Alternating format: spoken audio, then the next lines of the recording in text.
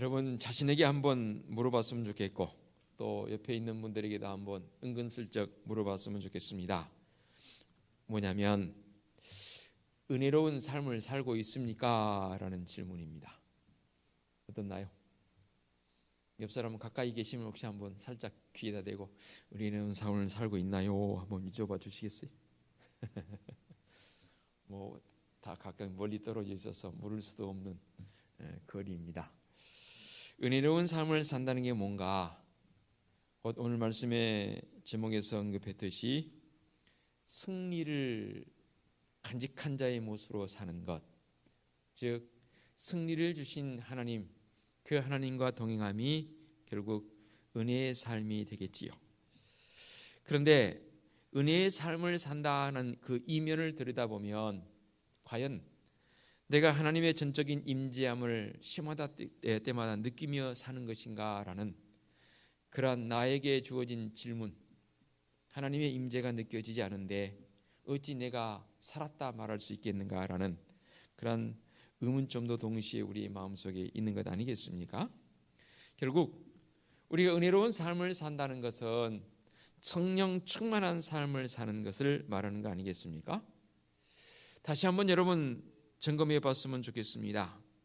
내가 시마다 때마다 주님의 임재가 느껴지며 전율이 있는가? 과거에 제가 허리가 아파서 봉침을 맞아본 적이 있습니다. 이게 그냥 침을 빼서 핀셋으로 하니까 강도가 약하니까 벌을 살아있는 채로 허리에다 그냥 꼽더라고요. 그냥 이렇게 침을 핀셋으로 뽑아서 이렇게 딱딱딱 넣을 때는 따끔따끔 하는데 벌을 살아있는 채로 꼽아버리는데요. 그리고 나서 이 벌침이 안으로 뚫고 들어가기 전에 핀셋으로 쏙 빼더라고요. 제가 직접 봤어요. 제 허리 놓치만 이렇게. 와, 그 봉침 딱 살아있는 채로 벌을 꼽았는데요. 머리끝까지 그 전율을 느껴진다 해도 저는 과언이 아닐 정도로 그것이 쫙 퍼지는데요. 구구정에서 한 발짝도 못 움직이는데 딱 그 봉침 한 번 맞고 바로 걸어 다녔습니다. 신기하더라고요. 와, 이것이 기적 아니고 뭐겠나 할 정도로 정말로 신기했습니다. 은혜의 삶을 산다는 게 바로 그거 아닙니까? 주님의 임재가 내 이 영혼에, 내 이 심령에 전율로 다가와야 진짜 그 사람이 은혜로운 삶을 산다라고 그렇게 말할 수 있는 것 아니겠습니까? 그래서 나 자신에게, 우리 주위 옆에 있는 분들에게 은혜의 삶을 살고 있습니까? 라고 질문을 던져봐라는 것이지요.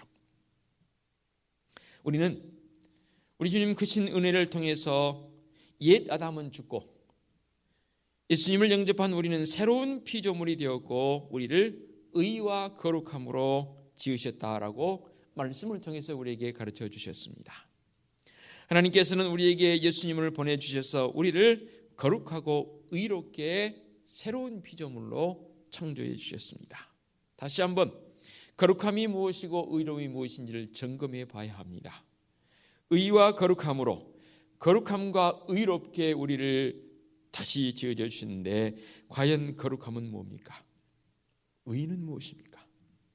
거룩함은 구별되어진 것 아닙니까? 내가 거룩하니 너희도 거룩하라 말씀하시는 우리 하나님의 명을 따라서 우리도 구별되어져야 합니다. 의는 뭐라고요? 하나님 마음에 합한 것이라고 했잖아요. 분명히 거룩한 무리들이라면, 거룩한 믿음의 삶을 사는 성도들이라면 하나님 보시기에도 구별되어진 그런 믿음의 성도들은 야, 너 내 마음에 든다 야 라고 우리 하나님께서 우리를 향해서 그렇게 칭찬하실 줄로 믿습니다. 그렇습니다. 예수 그리스도 안에서 새롭게 얻은 이 거룩함과 의로움에 의지해서 살아가는 성도들, 그가 바로 은혜가 넘치는 곧 승리의 삶을 사는 성도들이 되는 줄로 믿습니다. 여러분, 승리의 비결이 무엇이든가요? 예수 그리스도 안에 거할 때입니다. 이 거한다는 말은 제가 금요 한밤 기도 때 말씀드렸습니다. 푹 담근다는 말입니다. 담그기는 담그되 그저 형식적인 담금이 아니라 완전히 푹 담겨야 합니다. 그래야 나의 나됨이 다 죽고 완전히 절여지는 것처럼 내 인생이 예수 그리스도 안에 거하는 것, 그런 모습 아니겠습니까? 예수님의 생명이 우리를 통해서 나타나도록 하는 삶, 그가 바로 승리의 삶입니다. 그렇게 할 때 우리는 승리적 삶을 경험하게 되는 것이지요. 바울이 로마서 7장 24절에 이런 고백을 합니다. 오호라 나는 곤고한 사람이로다. 이 사망의 몸에서 누가 나를 건져내랴. 우리도 같은 고백 아니던가요? 오호라 나는 곤고한 사람이로다.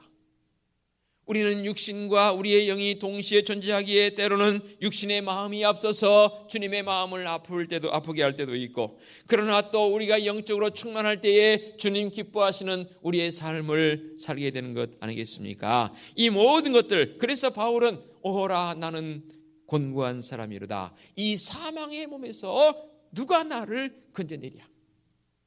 이 사망의 몸에서 어떤 사람이 나를 건져낼 수 있나요? 사도 바울은 평범한 사람이 아니었습니다. 내가 무엇을 할 수 있을까라고 질문하지 않고 누가 나를 이 사망의 몸에서 건져낼 수 있으랴라고 질문을 던졌지요. 곧 승리의 주님께서 나를 통해 놀라운 일을 이루실 줄로 믿습니다라는 승리의 고백 아닐까요? 그래서 바울은 분명하게 우리 주 예수 그리스도로 말미암아 하나님께 감사하리로다. 누가 나를 이 사망의 몸에서 건져내랴라고 질문을 던졌고, 그가 그 입술을 통해서 우리 주 예수 그리스도로 말미암아 하나님께 감사한다 했습니다.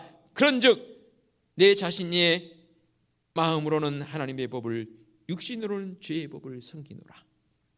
이 땅에 내 자신, 우리의 육신이 있음을 바울도 거부하지는 않았습니다. 부인하지는 않았습니다. 다만 그 속에 그보다 더 우월적으로 나의 육신의 법을 지배하게 한 그 법이 뭡니까? 하나님의 법입니다. 말씀의 법입니다.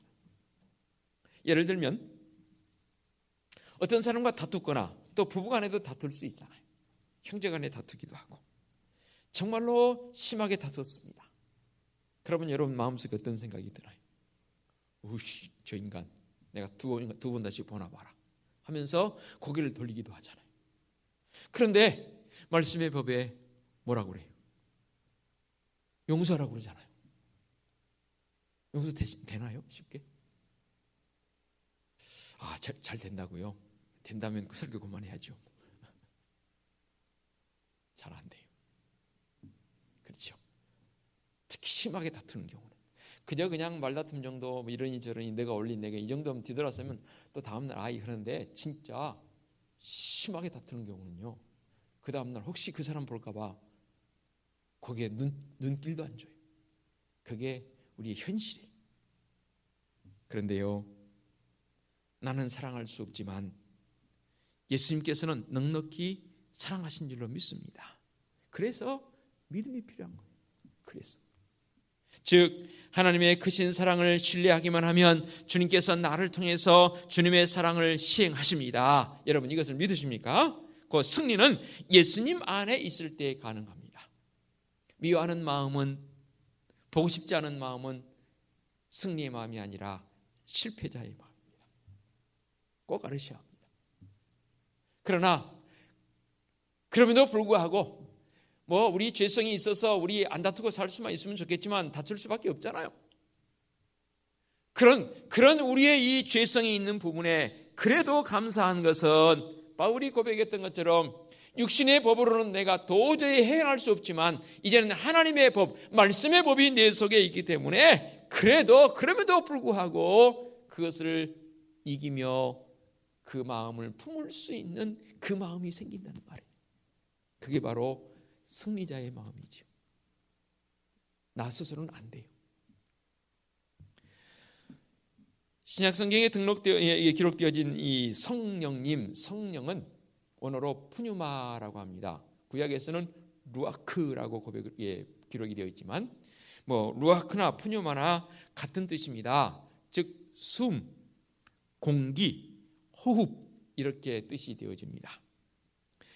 그래서 우리가 성령님 안에 안식하도록 만들어진 우리를 그렇게 이끌어 가신 분이 누구냐면 바로 성령님이신데, 예수님께서 성령님을 우리에게 보내주셔서 우리 대신 호흡하도록 해주십니다. 성령님께서 주신 힘으로 사는 것이지 우리 힘으로 사는 게 아니라 그 말입니다. 만약 우리의 능력으로 승리를 경험하려고 애쓴다면 무엇과 같냐면, 인공호흡기를 달고 있는 사람이 자기 스스로 숨을 쉬려고 노력하는 사람과 같아요. 어쩌면 우리 인생은 내 스스로가 자가 발전해서 호흡하는 것이 아니라 하나님께서 허락하셨기에 저는 인공호흡이라고 고백하고 싶어요. 어떻나요? 내 그냥 심장이 뛰고 내 흡하가 자동적으로 움직여서 여러분 스스로 숨쉬고 있기에 자가호흡이라고요? 글쎄, 과연 그럴까요? 우리 주님께서 호흡하게 하지 아니하시면 과연 내가 호흡할 수 있냐, 그 말입니다. 지금 당장 내가 그렇게 애쓰는 일, 그것을 과연 우리는 내려놓을 수 있냐, 그 말입니다.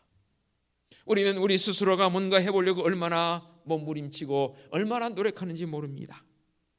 예수 그리스도의 풍성함을 신뢰하고 그분께서 나를 통해서 일하시도록 이제는 자리를 내어드려야 하는데, 이번 기회에 성령님의 도움을 받아서 정말로 은혜로운 삶을 살아보시기 바랍니다. 예수님께서 나를 통해 일하시도록 허락하시고 은혜의 삶을 한번 꼭 경험해 보시기 바랍니다. 만약 우리 성도들이 삶 속에서 승리를 경험하기 위해서 애쓰고 노력하지만 그들은 일관성 없는 행동으로 인해서 계속 좌절을 경험합니다. 이게 뭐지? 왜 안 되는 거지?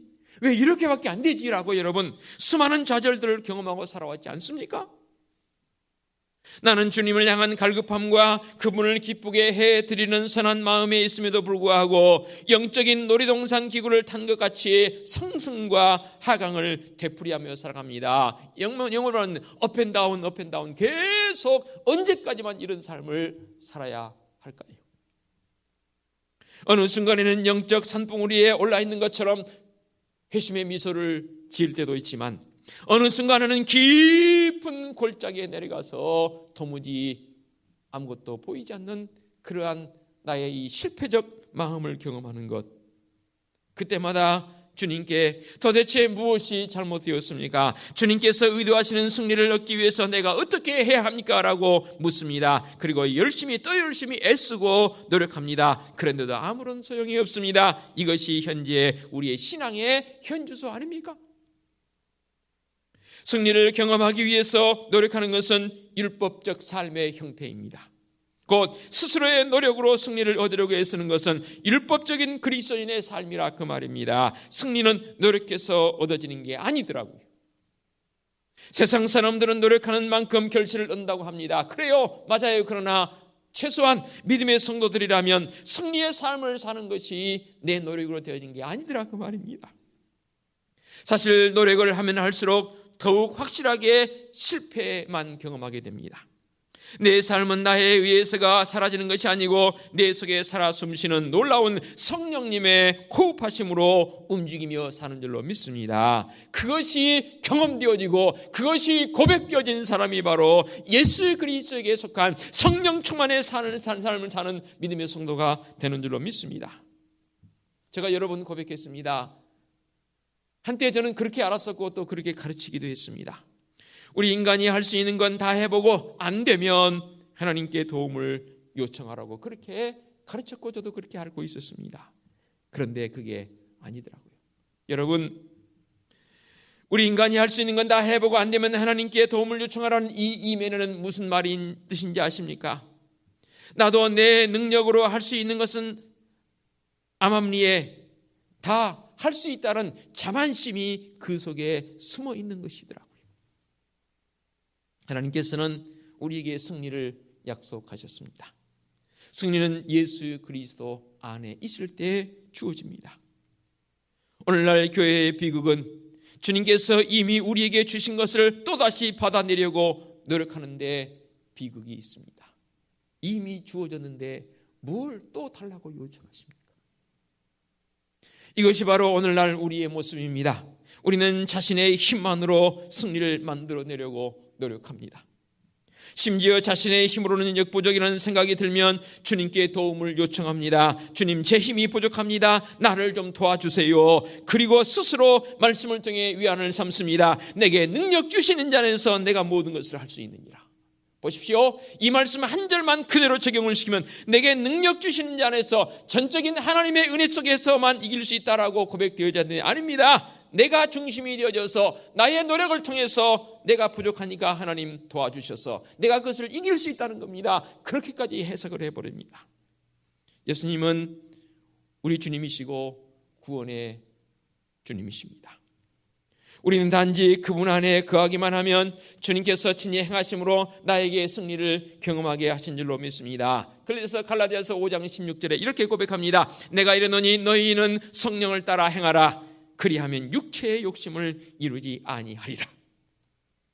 우리에게 승리를 주시는 분은 성령님이시고 그 승리로 이끌어 가시는 분이 바로 성령 하나님이십니다. 율법적인 것 육체의 삶을 살 때 우리는 반드시 실패할 수밖에 없습니다. 조금 전에 말씀드렸던 갈라디아서 5장 16절 말씀 분명히 언급합니다. 성령님을 따라 행하면 육체의 욕심을 이루지 아니하리라라고 말씀하고 있습니다. 그런데 우리는 종종 그 순서를 거꾸로 바꾸어 버립니다. 육체의 욕심을 극복하고 난 후에야 성령님 안에서 살 수 있을 것이라고 생각합니다. 그렇게 실천하라고 합니다. 그래서 안 믿는 사람을 전도해보면 그런 고백들을 쉽게 해요. 모르니까 다 끊고 나가겠습니다. 죄송합니다. 그분 어쩌면 평생 교회 못 나옵니다. 여러분, 끊는 게 쉽던가요? 세상적인 어떠한 오락 내지는 여흥 내지는 주초 문제 등등 그것이 끊는 게 쉬워지던가요? 모르겠으면 저는 잘 안 해봐서 모르겠어요. 세상 사람들은 그런 말 하더만요. 담배 끊는 사람하고는 상종도 말라고. 그게 끊는 게 얼마나 힘든지 사람들은 말하더라고요. 그런데 그거 끊고 나온다고요. 그런 결심이 선다는 거 상당히 귀한 일이지요. 그러나 내 안에 육체적 본능, 육체적 모습을 끊고 영적인 생활로 들어가진다고요. 순서를 바르게 하셔야 합니다. 분명히 고백을 합니다. 바울 그랬잖아요. 성령을 따라 행하라. 그리하면 육체의 욕심을 이루지 아니하리라. 문제는 내가 성령을 따라 나아가려고 하는 나의 결단이 없다는 사실입니다.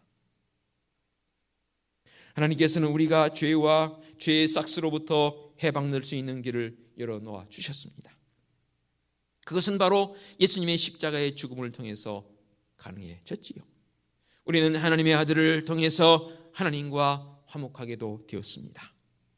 예수님 안에 거하고 그분을 신뢰하면 우리는 죄에서 그리고 죄의 싹스로부터 해방되어집니다. 대부분의 사람들은 죄의 싹스로부터 자유되어진 것을 이해하면서 죄의 권세로부터 해방되어진 것은 잘 이해하지 못하더라고요. 이 말이 무슨 말이냐면 죄의 결과에 대해서는 즉 예수 그리스도를 통해서 구원받는 것, 그 죄의 결과적인 것이 다 씻음받는다는 것은 고백되어지고 또 그것이 내 신앙적 모습으로 적용되어진 것은 쉬운데 되어지는데 즉 죄의 권세 오늘도 우리의 삶 속에서 주어지는 삶의 영역에 주어지는 수많은 것들 즉 공중 권세 잡은 자들로부터 통치되어진 그것으로부터 벗어나는 나의 삶 쉽게 말하면 나의 어떠한 자아적인 이 교만함 내면에 깊숙이 들어있는 나의 이 자아적인 것을 어떻게 우리가 제어하냐는 거죠. 이게 쉽지 않아요. 로마서 5장 10절 후반절부터 말씀을 통해서 우리에게 답을 얻고 있습니다.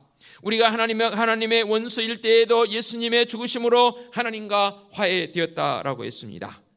즉 죄의 권세로부터 자유함을 얻는 거 이게 여러분 뭔지 아십니까?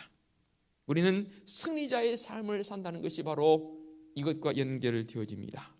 여러분 승리는 투쟁이 아닙니다. 승리는 믿음으로 주어집니다. 우리는 구원받기 위해서 싸우지 않았으며 그리스도인이 되려고 우리는 그렇게 애쓰지 않았습니다. 그런데 성령님이 내 속에 들어오셔서 나를 그리스도인으로 이끌어 주셨습니다. 물론 전도해 보면 쉽지 않아요. 승리는 예수님을 통해서 살아갈 때 저절로 이루어집니다. 그래서 저도 때로는 성도들 상담하고 또 여러 가지 일들을 함께 동행해 가지만 쉽지 않은 것 중에 하나가 뭐냐면 이 죄의 권세로부터 노임을 받지 못한다는 사실입니다. 죄의 싹스에 대해서는 여러분 쉽게 고백합니다. 예수님이 이런 분입니다. 이렇게 해서 우리는 구원을 우리에게 주셨습니다라고 복음을 제시하면 나도 그 예수 그리스도를 믿고 그 예수님의 권능에 힘입어서 하나님 백성, 천국 백성 된 줄로 믿습니다라고 그렇게 그것은 어렵지 않아요. 물론 그도 거부한 사람이 있기는 해요. 복음을 제시해 보니까 그걸 거부한 사람이 있어요. 어떨 때는 굉장히 당황했어요. 분명히 이 사람은 고백하겠지라고 했는데 그 입술을 통해서 예수 그리스도를 구원의 주님으로 고백하지 않아요. 근데 고백하긴 했는데 삶이 바뀌지 않아요. 즉, 이 죄의 권세로부터 노임을 받지 못해요. 이런 걸로 설명을 해보겠습니다. 어떤 사람이 높은 빌딩에서 뛰어내립니다. 어떻게 되겠습니까? 모르세요? 안 뛰어내려봐서? 어떻게 되겠어요? 죽어요. 바로 죽어요. 그 사람은요. 이것은 중력의 법칙에 의해서 땅으로 떨어져 죽게 되어 있습니다. 그런데 어떤 사람이 높은 빌딩에 뛰어내리긴 내리는데 행글라이더를 탔습니다. 어떻게 되나요? 그냥 바로 곤두박질해 버리나요? 신기한 거예요. 이거 한번 타보고 싶긴 해요. 저도요. 행글라이더를 타면 처음에는 떨어진 것 같아도 다시 샥 올라옵니다. 그리고 유유자적 이렇게 다니다가 자기가 원하는 곳에 조종해서 비행기처럼 딱 착륙을 합니다. 이때는 중력의 법칙이 아니라 알고 계세요? 공기역학의 법칙이 적용되어집니다. 무슨 말이냐면 예수 그리스도 안에 있으면 생명의 성령의 법이 행글라이더가 되어져서 우리를 지탱해 주십니다. 우리가 매 순간 그분 안에 거하기만 하면 성령님이 죄에 대해서 승리할 수 있도록 힘을 주십니다. 그러면 그분 안에 거하는 게 뭐냐는 거죠. 이스라엘 백성들이 여리고성을 점령할 때에 며칠을 돕니까? 며칠을 돕니까? 7일을 도는데 총 몇 바퀴 돌아요? 바퀴수 세보셨어요? 첫날부터 6일까지는 하루에 한 바퀴씩 돌았습니다. 마지막 날에 몇 바퀴 돌았어요? 7바퀴 돌았어요. 그러면 또한 몇 바퀴입니까? 13바퀴입니다. 그런데 더 놀라운 사실은 12바퀴 돌고 나서 13바퀴 거의 다 돌아갈 때까지 여리고성이 무너졌습니까? 안 무너졌습니까? 안 무너졌어요.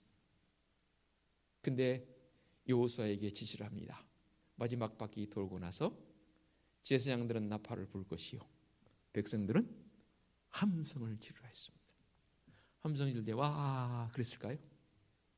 아마도 사력을 다해서 함성 질렀을 것입니다. 놀라운 사실이 일어납니다. 그 여리고성이 와르르 무너져 버립니다.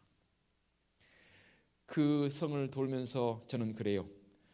이스라엘 백성들이 일괄적으로 다 동시에 똑같은 마음으로 하나님께서 하실 것이야 라고 그렇게 돌았으면 좋았을 것인데 그 중에는 그렇지 않은 분도 있었을 것 같아요. 그런데 여호수아가 선봉장에 있어서 백성들에게 명령합니다. 하나님의 말씀의 법대로.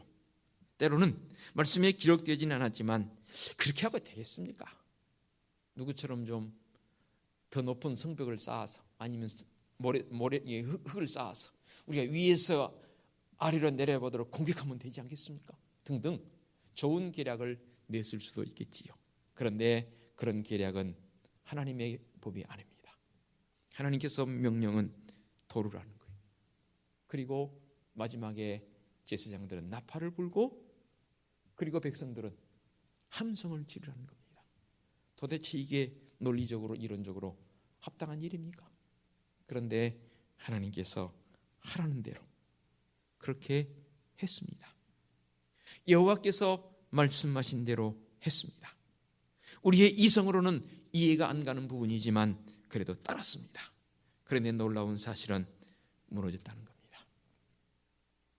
하나님의 방법이 아니면 결코 승리하지 못하기에 그 하나님의 방법을 따랐던 이 백성들, 오늘날에도 승리하기 위해서 노력하는 많은 그리스도인들이 있습니다. 그들의 의도는 좋은 것이고 그들은 최선을 다합니다. 많은 사람들이 죄에 초점을 맞추고 그것을 극복하려고 합니다. 그래서 한 가지 죄를 정복하면 또 다른 죄를 정복하려고 애를 씁니다. 다시 말해서 불행하게도 많은 그리스도인들이 죄를 스스로 극복해 보려고 수없이 다짐을 해봅니다. 그들은 한 가지 죄를 극복하면 또 다른 죄에 관심을 돌립니다. 이것은 하나님의 방법이 아닙니다. 이것은 죄를 더 강화시킬 뿐입니다. 우리는 더 열심히 노력해서 죄를 극복해 보려고 하나님께 도움을 요청하기도 합니다. 그러나 그 이루어지지 않더라고요. 안 되더라고요. 예를 들면 어떤 사람이 어떤 것에 중독이 되었습니다.